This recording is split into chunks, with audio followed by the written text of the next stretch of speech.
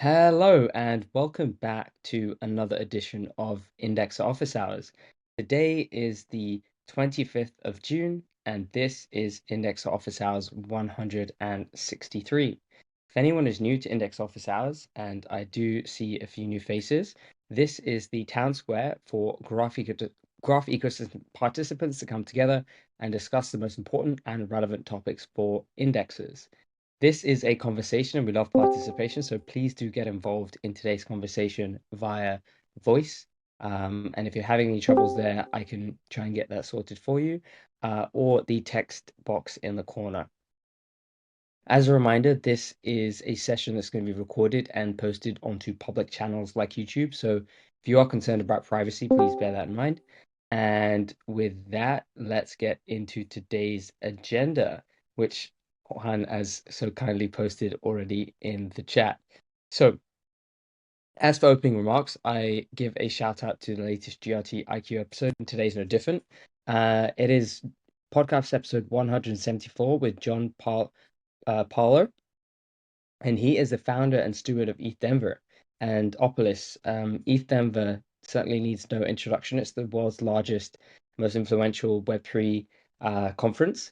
And 𝗨𝗂𝗬𝗀 is a member-owned employment cooperative that's reshaping the employee-employer relationship and supporting Web3 folks get all of the benefits while working in these new types of organizations like DAOs. So if you are interested in hearing a bit about his pre-Web3 career, the genesis of 𝗨𝗨𝗬𝗀, and how he's kind of evolved in the space and some of the things he's doing with 𝗨𝗨𝗬𝗀 as well as 𝗨𝗂𝗬𝗀, then please do check out the episode, which I'm assuming Juan, as always, has posted in the chat there. So with that, I will hand over to Anna for our regularly scheduled Repo Watch section.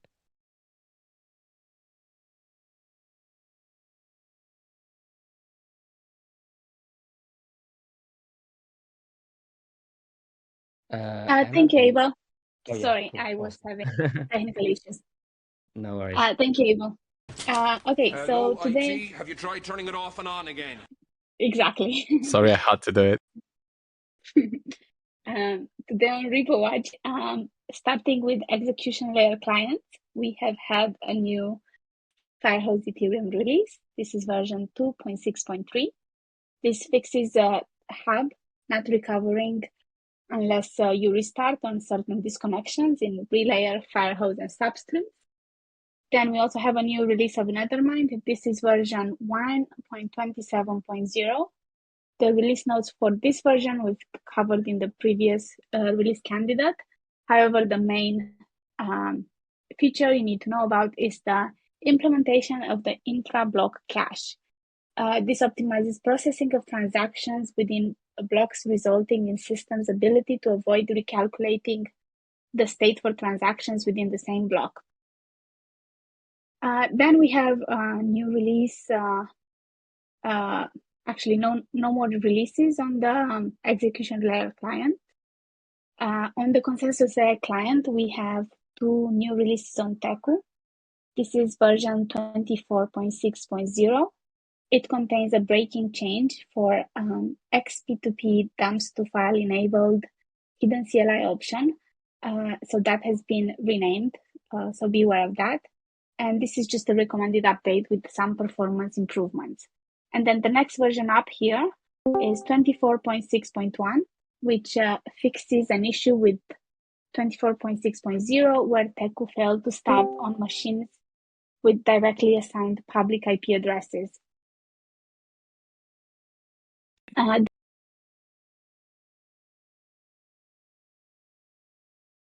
With Java.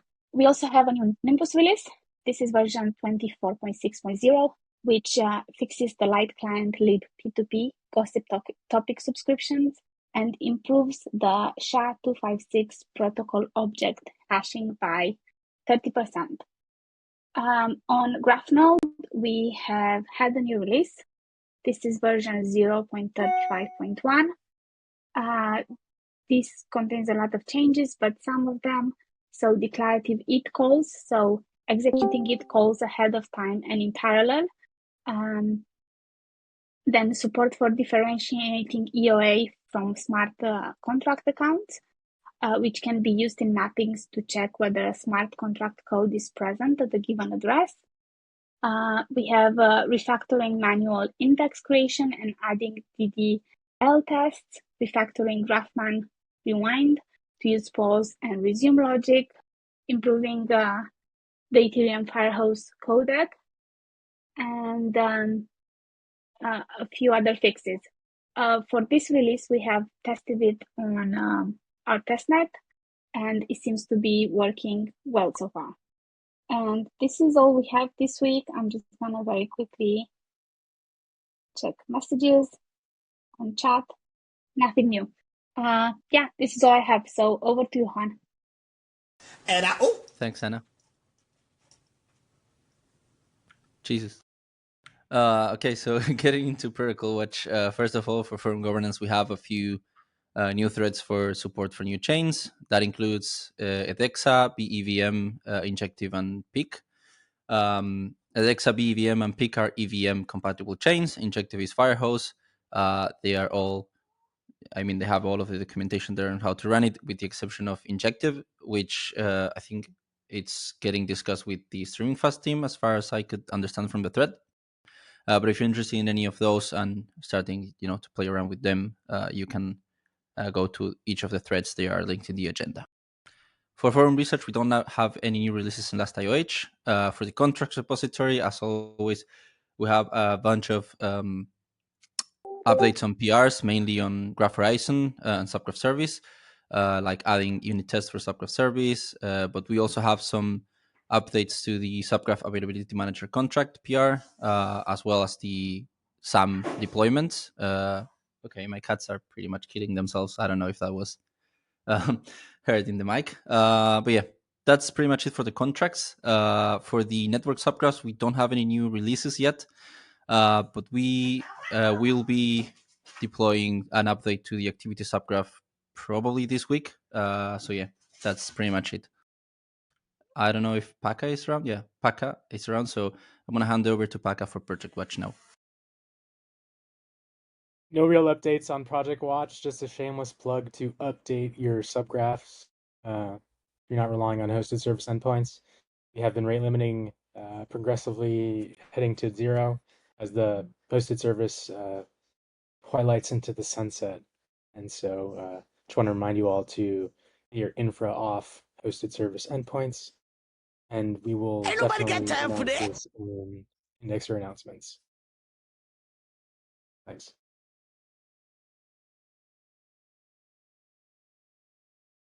Amazing. Vince has just asked, can we get an indexer announcement to push this? Do you mean like on Discord or which channel, Vince? On Discord, yes. Okay.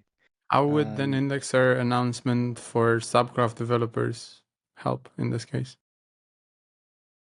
Because it's the subgraph developers that need to move the subgraphs from the hosted service, right? I'm talking about like network endpoints and stuff for your infra. Got it. You're relying on like hosted service endpoints there. And that's also why I shared the new or updated docs for network configs, which kind of has the boilerplate of where you would need to put API keys and stuff. So just make sure to do that. All right.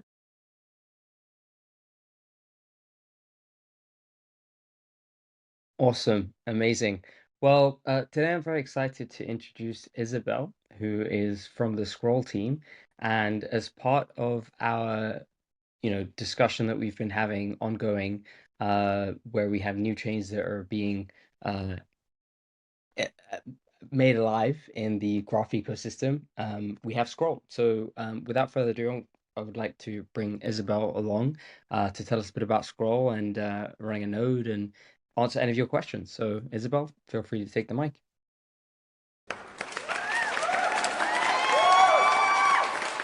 Hi, everyone.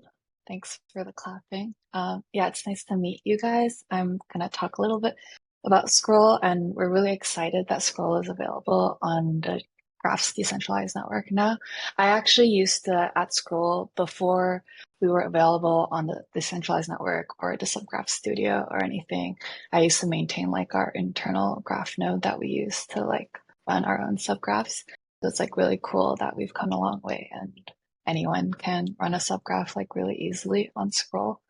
But yeah, so today I'm going to be just talking a little bit about like Scroll in general, like some background if people are not familiar, details on running a Scroll like RPC node, some information about tooling, and then at the end we can have some time for questions.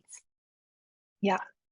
So the story of Scroll really begins, I guess, as like a group of 𝗨𝗪𝗂𝗧. The team is like at its roots really a research team that's like really interested in ZK technology.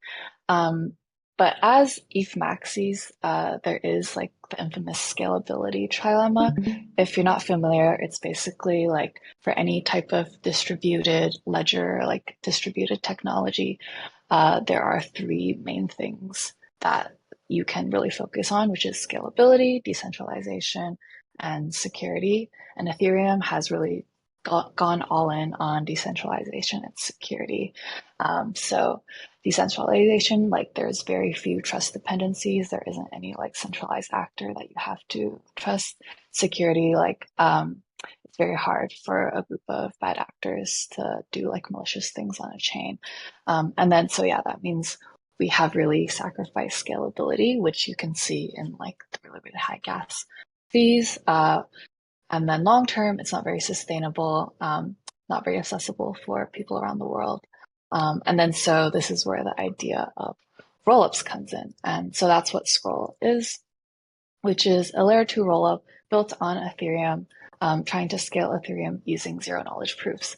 And then, so in the like ecosystem of rollups, we really believe ZK is the end game of scalability. It follows the principles that like it's totally trustless. You can verify information very easily, and the finality time is pretty much the shortest when it comes to like other like layer 2 solutions. So we really see like ZK rollups as kind of the end game of Ethereum scalability, and then being built on Ethereum as a layer 1, you're really like harnessing the decentralization, the security, the consensus of Ethereum, and all the good stuff that's already been built on it. And then I guess just like a little overview of the architecture of Scroll. So on the most base layer, the settlement layer, which is basically Ethereum, that's where you have your data availability, you have ordering for like the Scroll chain. That's where the proofs are verified, and that's where like users and dApps can send messages between Ethereum and Scroll. And then in the middle, you have the sequencing layer. So this has the execution node and the rollup node. The execution node is where like transactions that are submitted to the sequencer are executed, as well as transactions submitted to the bridge. And then that's also where L2 blocks are created. And then the rollup node is where like transactions are batched and then posted to L1 for like data availability as well as finality, and where the proofs are also posted. And then the proving layer is where the pool of provers that generate the proofs exists, where they verify the correctness of like L2 transactions, and the coordinator like dispatches these proving tasks to the provers and relays the proofs to the rollup node to then post on Ethereum. Right now, like the proving layer is kind of all done in-house. I think as is true of most rollups. And then in the long term, like this entire layer will also be decentralized as well. Cool, yeah. And then so I guess like zooming out, Scroll's goal as like a ZK rollup is really to make the process of building on Scroll as easy as possible. We've tried to achieve like parity with Ethereum as much as possible. Like we've had a lot of recent upgrades to introduce like new opcodes, And then the UX is also very simple. You just need to acquire testnet ETH, change your RPC URL, and you're able to like use all of the same like tooling and frameworks that you're used to on Ethereum. Just switch to our block explorer and verify your contracts again. But the goal is that like everything else, if you're in the Ethereum ecosystem, should work outside of the box. You just get the same experience, but it's cheaper and faster with a higher throughput. Yeah. And then I guess now we can talk about Scroll RPC nodes. So our RPC node, it's a fork of Geth, and we use the Click protocol for consensus. So pretty much like, yeah, if you have any experience running Geth nodes, it's like pretty much exactly the same experience. It's the same like CLI and like everything. And then also like the same like APIs that are available. All of the namespaces are available on Scroll as well. And then we have a public guide on how to run a Scroll node, so anyone can do this. And then if you go to the link, there are like tips on the type of like hardware and stuff you need. And then we also have an option for running a node from a snapshot, because right now the syncing process does take quite long. And I think I'll be able to share these slides out later so that you guys can have these links. And then I think the final option is we do have a lot of third-party RPC providers where you can run like a private node as well with them. The only thing is that make sure you get one that's like not rate limited. Make sure it's like an archive node.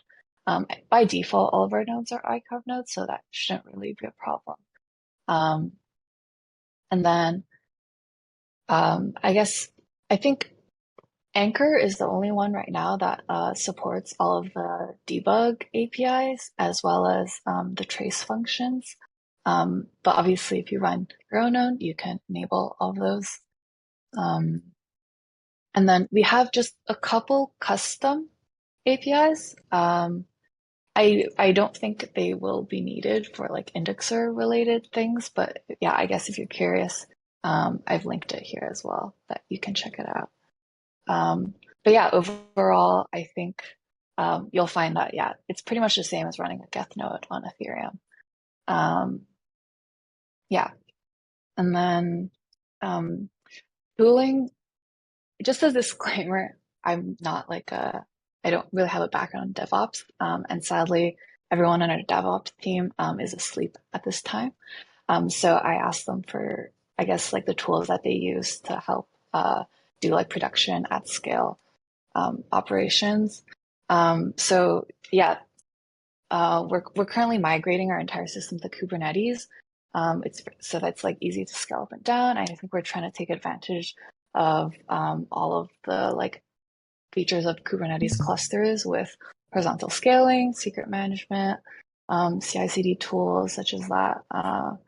So yeah, that's that. And then for metrics and analytics, yeah, we just use like the default Prometheus and Grafana setup that like is kind of out of the box for Geth. And we use their dashboards as well. So pretty good. We like it. And then I think we sometimes use Pyroscope for debugging when we really need to like dive deep into our systems. But yeah, I think nothing really like different that you would use on Scroll. I think everything is, like I said, like the same as what you would use for a similar setup on Ethereum.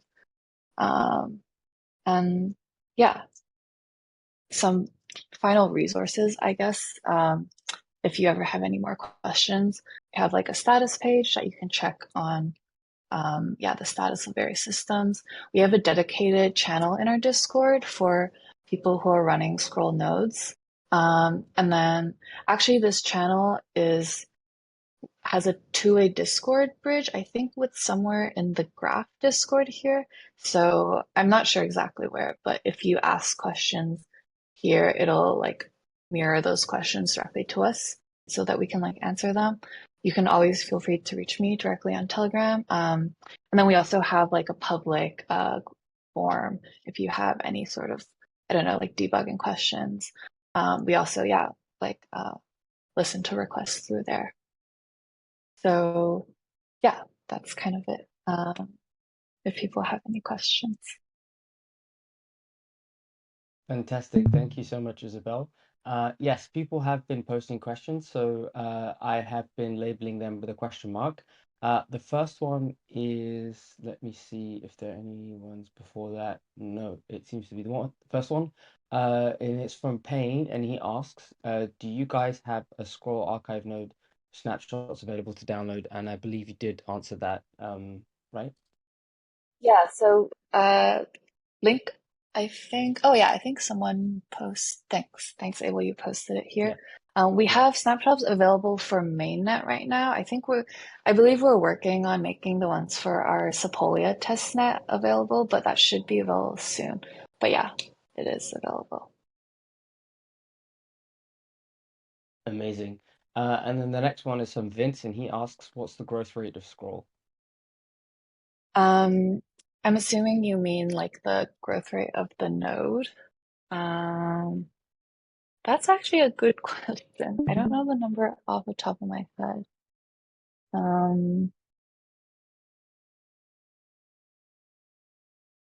But I will look into it and get back to you. Sounds good. Sounds good. Okay, next one is from Vincent asking, did you say it's possible to enable tracing with the current Geth implementation, or is it Anchor using using some in-house solution for tracing? Oh, I just meant the like the trace APIs. Like I think there's some of the under like the debug namespace, there's a couple trace APIs. So yeah, you can enable them on your Geth node. And yeah, I just meant like Anchor has them enabled. Sweet. And then Matthew asks, is the Scroll Discord going to be linked to the Graph Discord? I think Payne and Pedro were working on that for some chains. Yeah, well, so that channel in our Discord should be linked to the Graph Discord already, if I'm not mistaken. I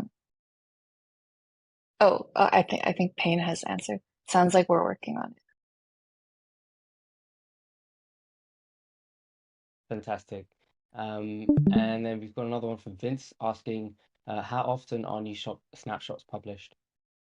I think right now it's on a bi-weekly cadence. Yeah, so every 2 weeks. Amazing. Chris highlighted a question that I seem to have skipped. Thanks for that. I missed that one. Sorry about that. Any tip for maintaining a healthy peer count? It was challenging for a couple of months ago. That was from Andre. I'm not sure about that. I think the best thing to do is probably try to connect directly to one of our boot nodes, which we do have listed publicly in our docs. I think otherwise, yeah, I'm not quite sure what other things you can do.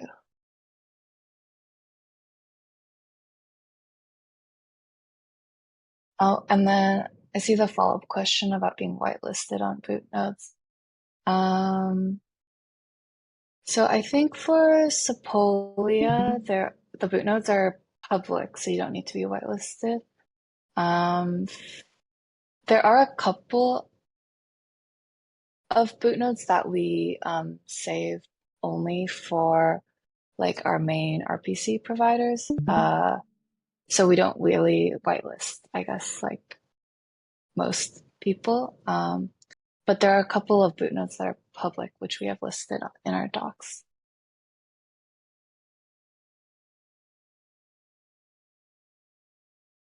And then the question about plans to merge Geth.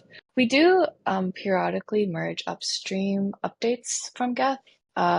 It's kind of on a needs basis. So if we get a lot of demand from projects for like a certain like function or something.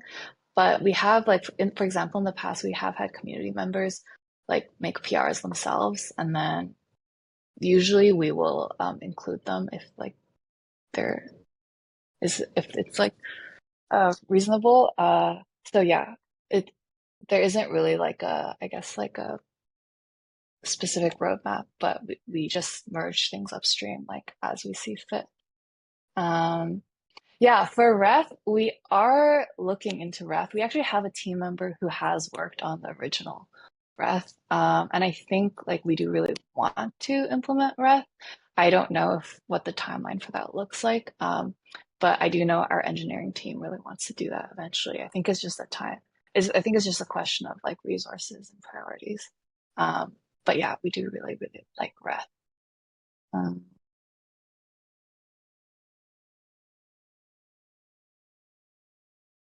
The new tracing features in Geth.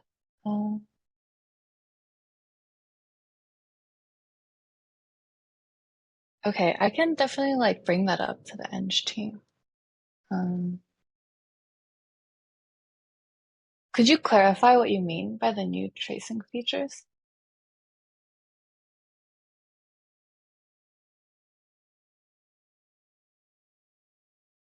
I believe that was Matthew. Matthew, do you want to go ahead and clarify?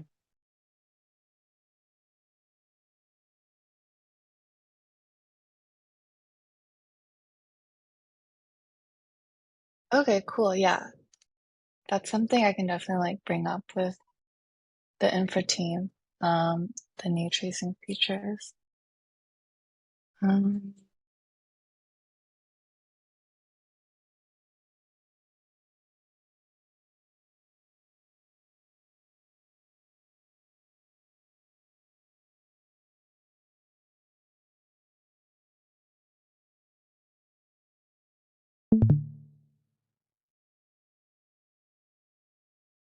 Awesome.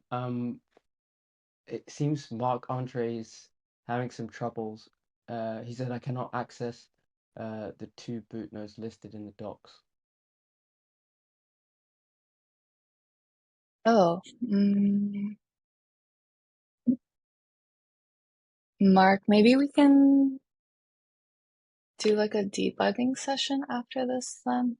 I think it's hard to say in general what is happening.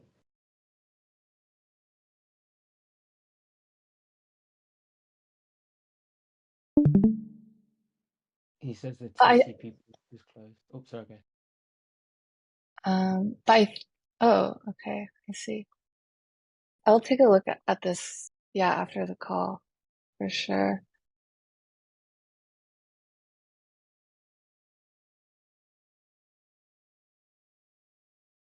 Amazing. And you're also getting some praise here from Payne saying, Scroll cares more about node ops than Arbitrum. Bonus points to Scroll. Thanks, Payne. That's always nice to hear.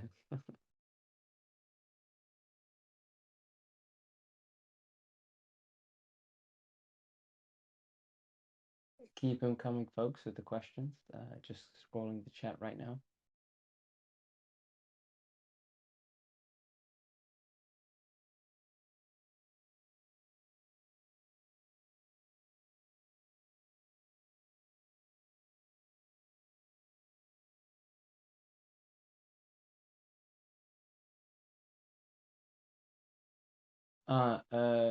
Marc-Andre makes a point here saying, to conclude on the peer node count and boot node topic, if you want proper support by the graph network, please ensure indexes have prime access to the network.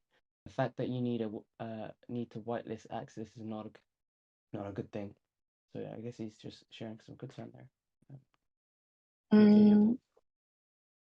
Yeah, thanks for the feedback. I think we should have boot nodes that don't require whitelist access, especially on our testnet. None of them require whitelist access.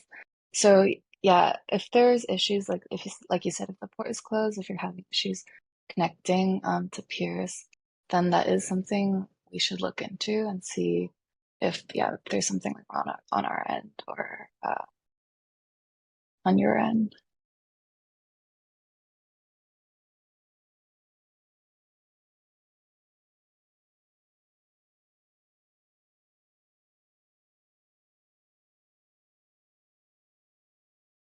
I've got access to the slides here as well. Is it okay if I go ahead and share them? Yeah, for sure. Amazing. The links are all there in the slides. I've also posted a few in the chat as well. Keep the questions coming, folks. We've got tons of time, so we can get to all the good stuff here. We luckily have Isabel from the team with us, so she's here to answer all your questions.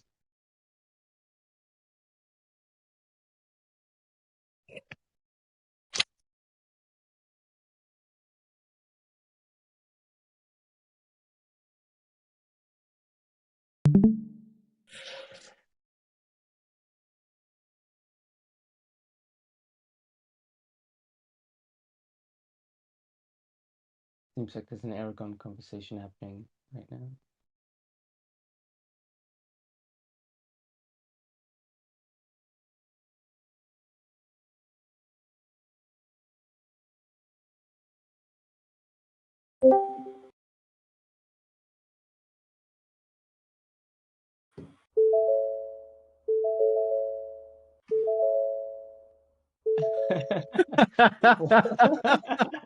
That was perfect. All came online. Everyone Yes. was spamming the soundboard. That was great. Welcome forward, welcome.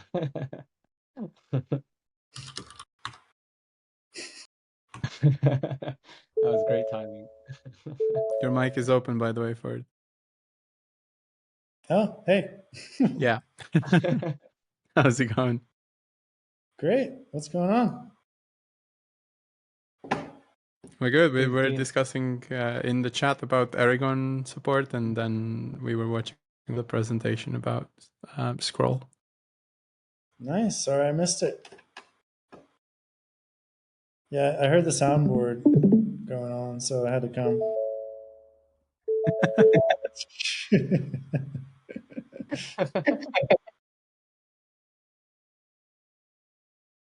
Oh, so we've got a question from you, sir. For you, sir, Ford. Update on the agent release support for other networks.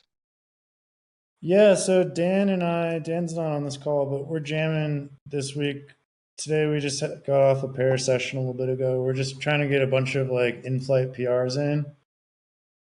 There's a bunch of tap subgraph stuff we're kind of resolving, and then on top of that, we're pushing the fix for the pagination of subgraphs, where some subgraphs were getting missed, and then adding the support for those new chains, doing a bunch of random stuff and trying to get a release out likely at some time this week. So there's a lot of like things in flight, unfortunately, but we're jamming to try to get them all in.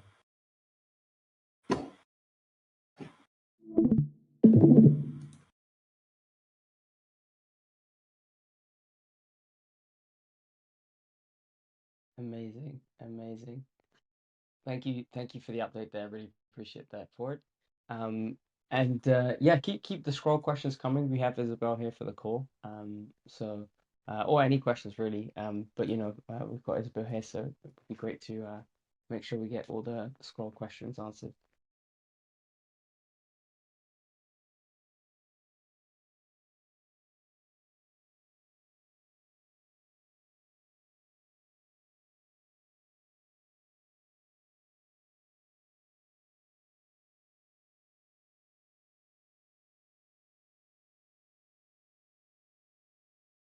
See a few people typing.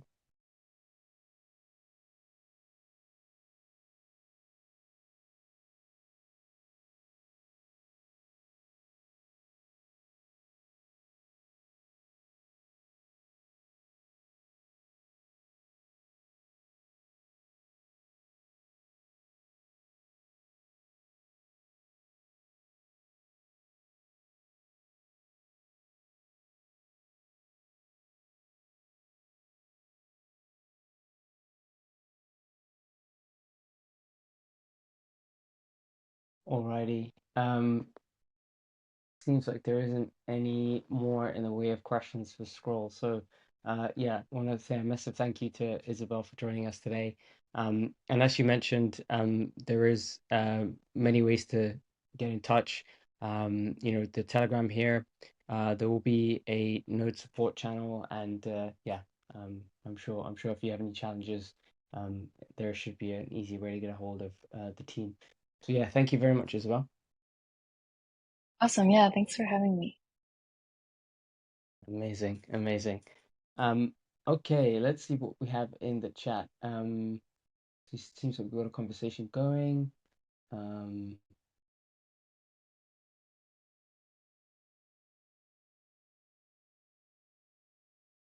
All right, seems like it's going. Well, we are programming. We're up at the limit on the programming. So, if anyone has anything that they would like to, I guess there's a lot of conversation in the chat, but if anyone wants to hop on the mic and hash things out or ask any additional questions, now is the opportunity. We've got a bit of a jam session for the next 20 minutes or so. Yeah, by the way, I'm getting this error on Optimism Aragon. If anyone has any clue on how to get past it, it's from a subgraph. I also asked internally and I was told to try a bunch of environment variables and then nothing worked. So it might still be useful to keep around an Optimism Geth archive node, even though it's like 10 terabytes or so.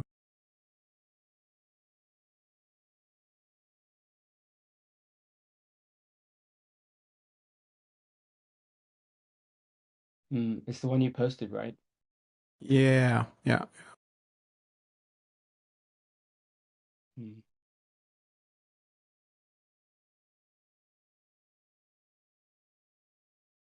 Is anyone else having similar issues, or anyone want to chime in on that?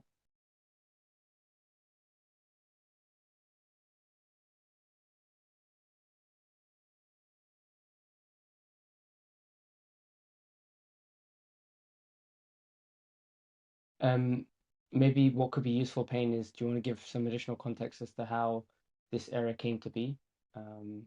Maybe I was syncing some subgraphs on Geth, and then I switched to Aragon, and I can't sync those subgraphs anymore.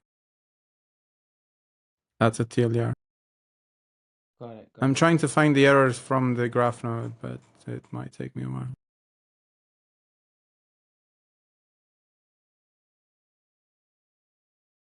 Yeah, anyone else experiencing similar issues or would like to chime in?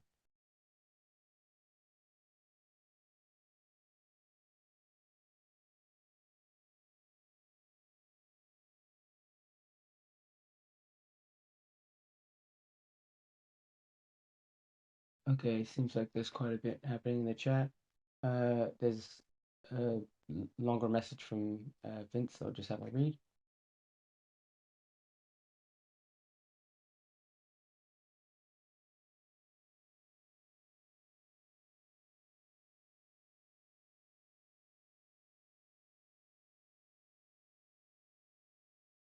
This is interesting. Vince, would you like to share some additional context?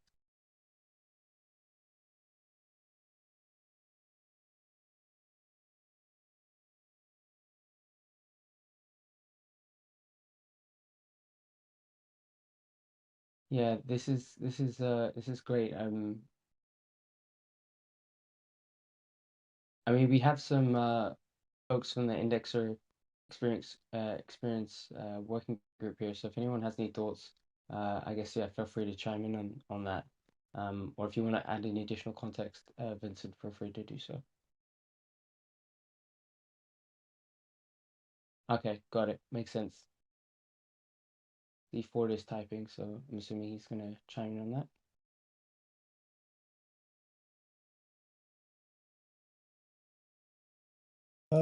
Yeah, those are all pretty clear to me. Like most of those are in flight besides the last two. I'm not totally clear on the second to last one, the local deployments with backup query URL for all subgraphs required for service. What do you mean by that?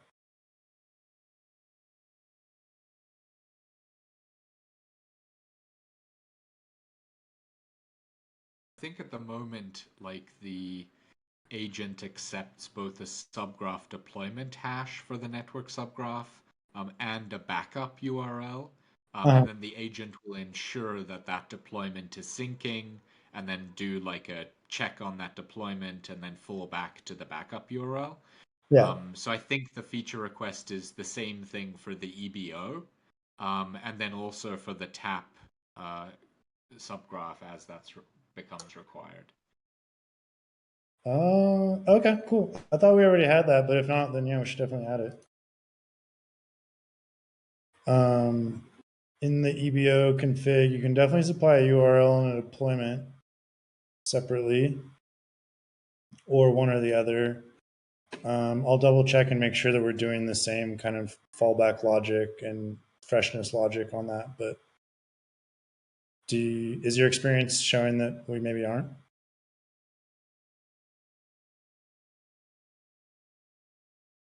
By my memory, I'm not sure that you can pass a deployment hash for the EBO. I think you can only specify an endpoint. I don't think that's the case, but maybe we're thinking. So I'm thinking in the context of the network config file way of configuring this, where you have that YAML file and you have a subgraph section. Underneath that, you can supply a network subgraph and an epoch subgraph. For both, you can supply URL and deployment. But maybe you can't do that if you're doing the the startup param way of going about things, or the environment variable way. So yeah, thanks for the call out. We can double check that. And if it's not like that already, we can improve it. I will create an issue right now.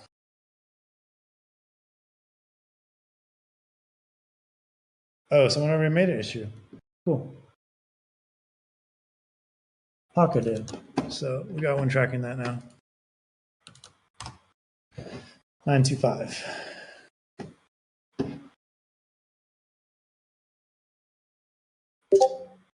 And then just to double check on like the call cache request, you basically want to have the option to just turn that off and not use a call cache at all, and just say like always go to my RPC node.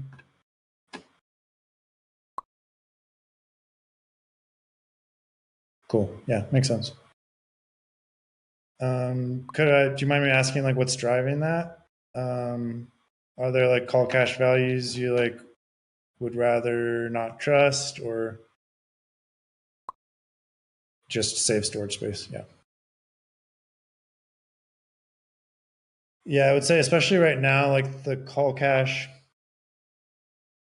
it's like fairly naive about how it deduplicates the rows in the call cache, and it doesn't really do a lot of cleanup of it. So that kind of can just keep growing and growing.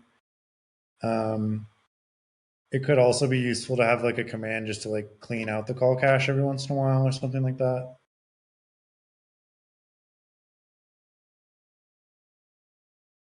Yeah.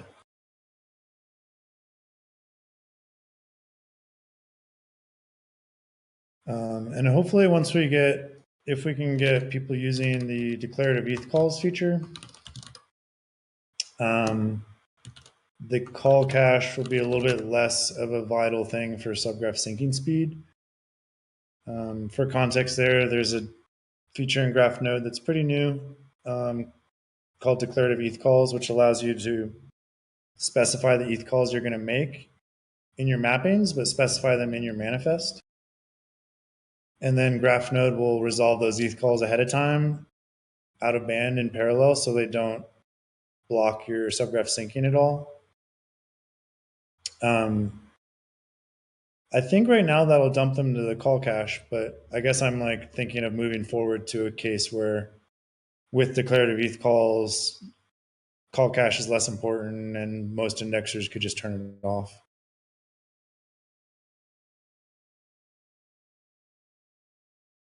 Because right now, ETH calls is, I would say, the biggest thing that can slow a subgraph down. So the call cache can be pretty important for speeding that up. But declarative ETH calls kind of move that process out of band and syncing. So optimizations like the call cache are going to be a little bit more optional.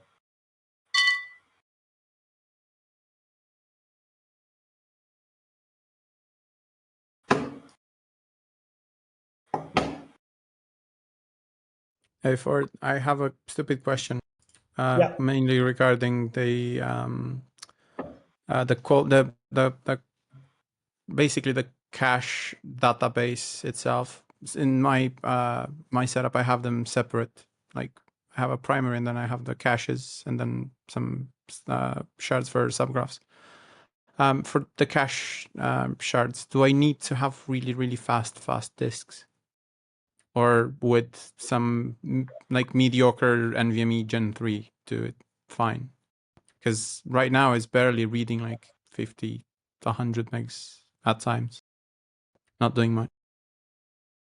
Yeah, I mean, I wouldn't want to like hold myself to any answer here necessarily, but off the top of my head, I would say you probably don't need the fastest sticks for the block caches, because it's not doing a huge amount of work. It's like every time a block comes out, it's writing that data to the DB, And then when is it read back? When you resync that subgraph, or when you like? And how does it? Is it rereading that data? Is it reading it sequentially, basically every 100 blocks or 1,000 blocks?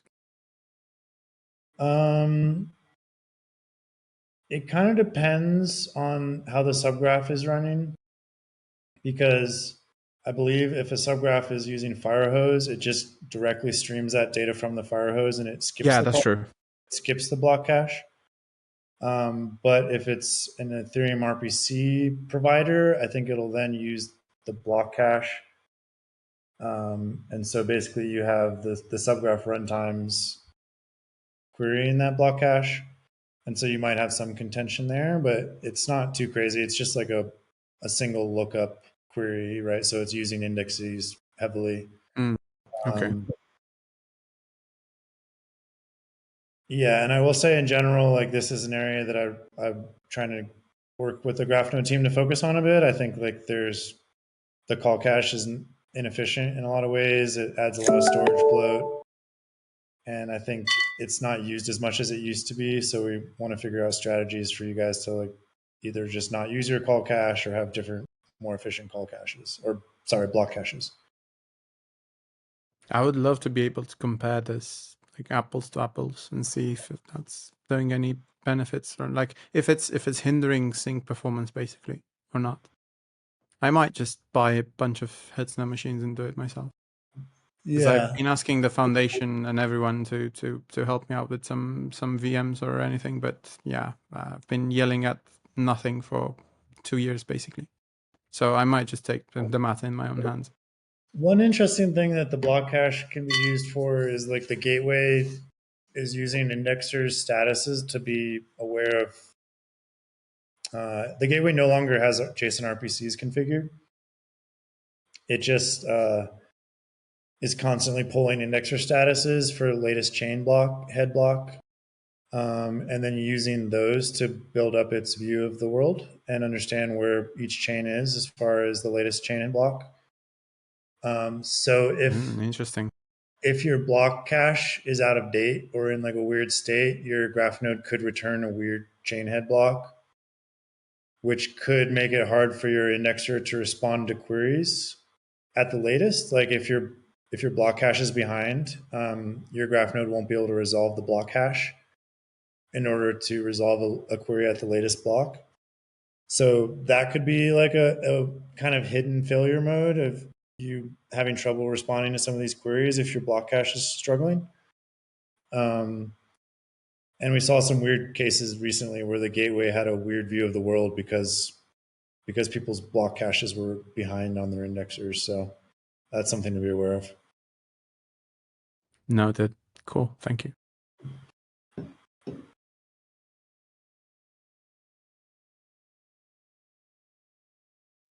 Derek says it would be really nice to have a synced at column so we can do benchmarking easier. Yeah, I 100% agree. Because you have the started at, or I think it was named something else. But yeah, you're right. Yeah, huge plus to that. It's not easy to do consistent benchmarks. Just in general, it's a hard problem. But yeah, especially with like the way the metrics complete there, they're not really that consistent, so it's tricky to compare. I know like a bunch of teams are thinking about this right now, and so I think we'll have some better benchmarking and performance testing in the next quarter.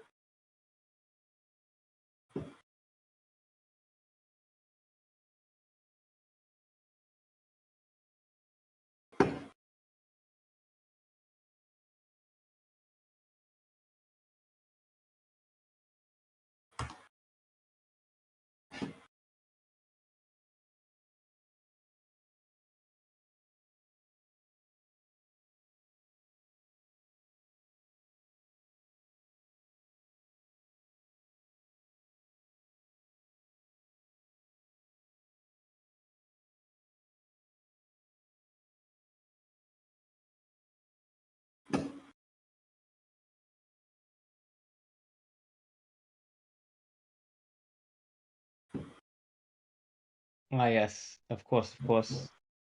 Before we wrap, make sure you grab that POAP. Thanks for posting in the chat, Pei. As always, it's in the agenda and the instructions are right there. So go ahead and grab that. Scrambles for the phone. Luckily, they don't have the puzzles anymore, so it means claiming these POAPs are a lot easier. So that's always good. Amazing. Vince has responded to his previous message.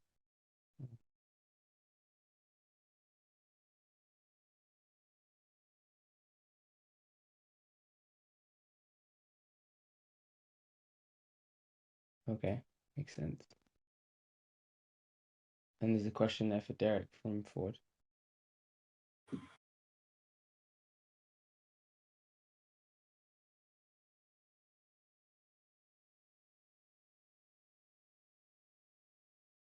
Nice, Vincent. Yeah, I could see how like being able to add custom names in combination with using the deployment rules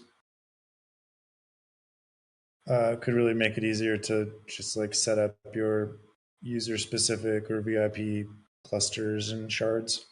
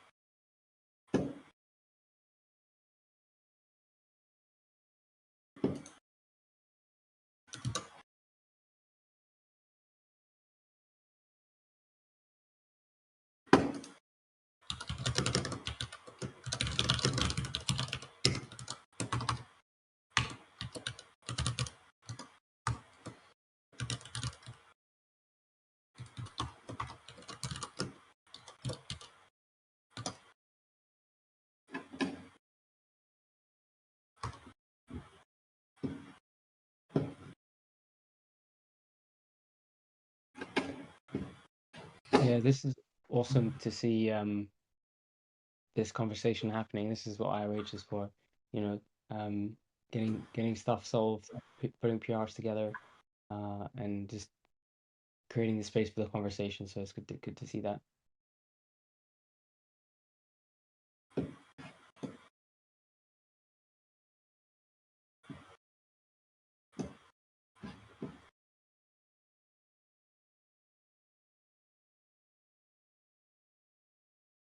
We're coming into our final couple of minutes, so let's definitely keep the questions flowing. Because yeah, we've got Ford in the house, and Ford is online.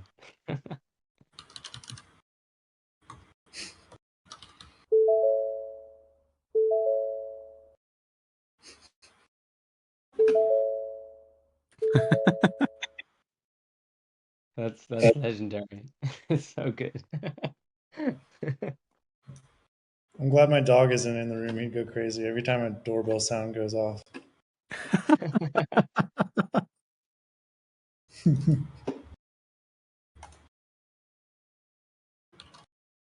I wonder if do we have Juan on our soundboard? Oh no, we don't. No, I can't find that. I don't know who has it. I need an invite to some server that has it so I can add it up because I can download stuff. There you go. Who has it? Sounds like Vince has it from Notify. Send me an invite to whatever server. Oh, he's keeping it on the DL, and Watchdog has entered the chat. That's a great sticker. I think Petco has his emojis and sounds Discord server, which has the Juan.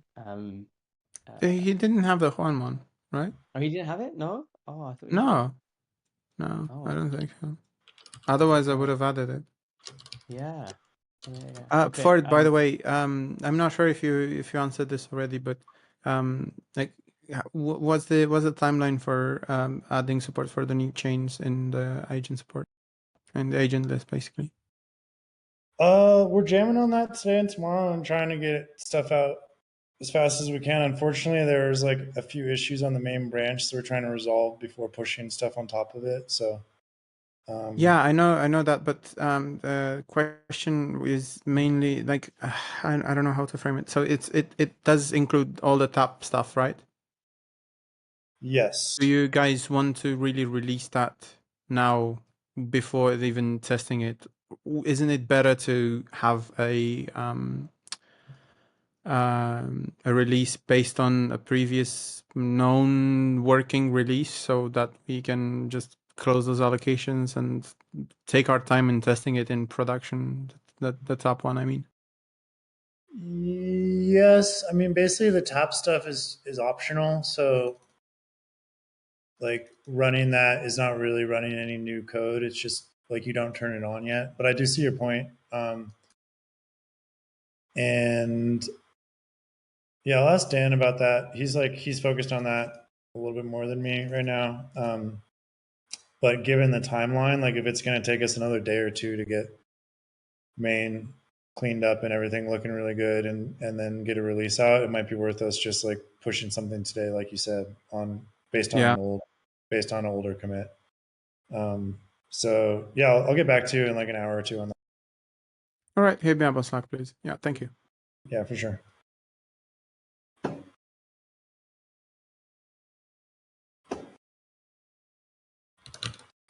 Amazing. We love to see that. Is it worth, by the way, writing an announcement after Paka's announcement in the Indexer announcement channel with instructions on how to point your agent to your local graph node to be able to serve the EBO from the graph node itself if you have it synced locally? Good question. I mean, that's probably more for you all. Is that like something that's not obvious right now?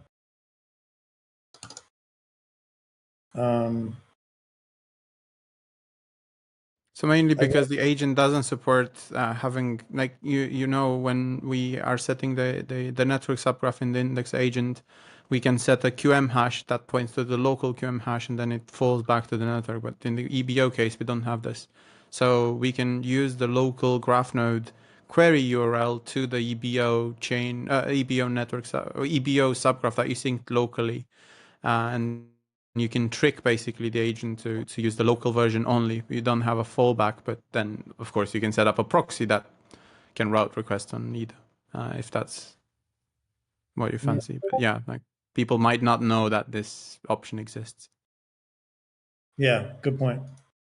I can post that announcement or instructions or whatever. Just let me know if that's something worthwhile. It sounds worthwhile to me. It sounds like based on the request earlier for the epoch subgraph from other indexers, that other indexers would find that valuable. And then just for further context, I'm looking at the code right now, and yeah, it does look like the epoch subgraph doesn't actually use that deployment hash right now. So we do need to add that into the indexer agent. Yeah. So yeah, that's okay. Yeah, it's okay. I'll post the announcement, and whenever we get it to get into the agent, then yeah, we can we can repost an announcement on that. Perfect. Yeah, thank you. Awesome. We've got a question here from Vince asking, is running tap right now at your own peril? AKA, I sent some goofy stuff that was all Neura agent plus service RS bolt, and someone sent me to arbitration. Good question. I mean, in general, there's like always the chance that something goes weird, right? But this is the tap integration is really just about how your agent interacts with the gateway to collect and redeem query fees. So it doesn't touch anything related to POIs. No changes were made in graph node, which is really where the POI are written and affected. So, you know, I didn't work on that integration directly. I did review some of that work. I would say it's safe, quite safe. So yeah, like Derek said, the risk would be loss of query fees. If something went wrong, if like your data didn't match what the gateway had, or something got corrupted in some way, you could lose query fees and not be able to redeem them.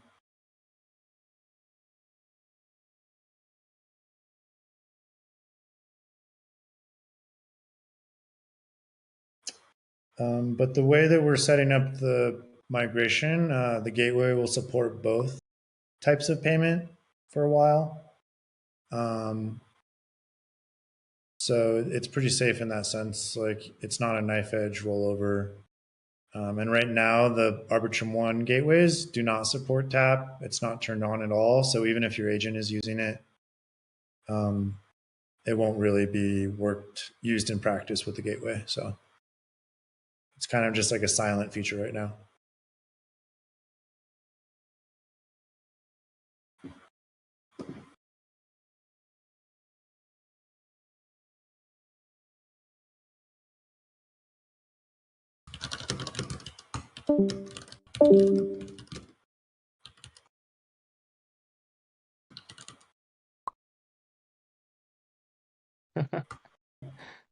Indeed. Let the guy have fun. Come on. Ruining his agent testing prod. This is coming from a professional testing pod practitioner.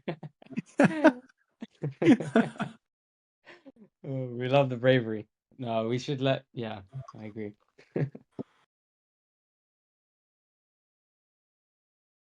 Alrighty, we're 6 minutes over, but if anyone has any final thoughts, questions, let's get them in before we wrap today's conversation.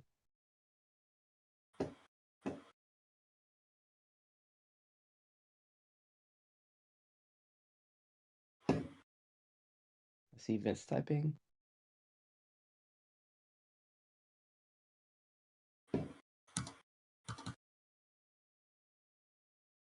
Don't forget the poets. Hey guys, what's going on? Oh gosh. Oh gosh, that's that one is way too realistic. I know, right? Yeah, and when it happens like towards the end, I'm always like, oh my gosh. Also this is the most important ecosystem call is another one that's quite realistic.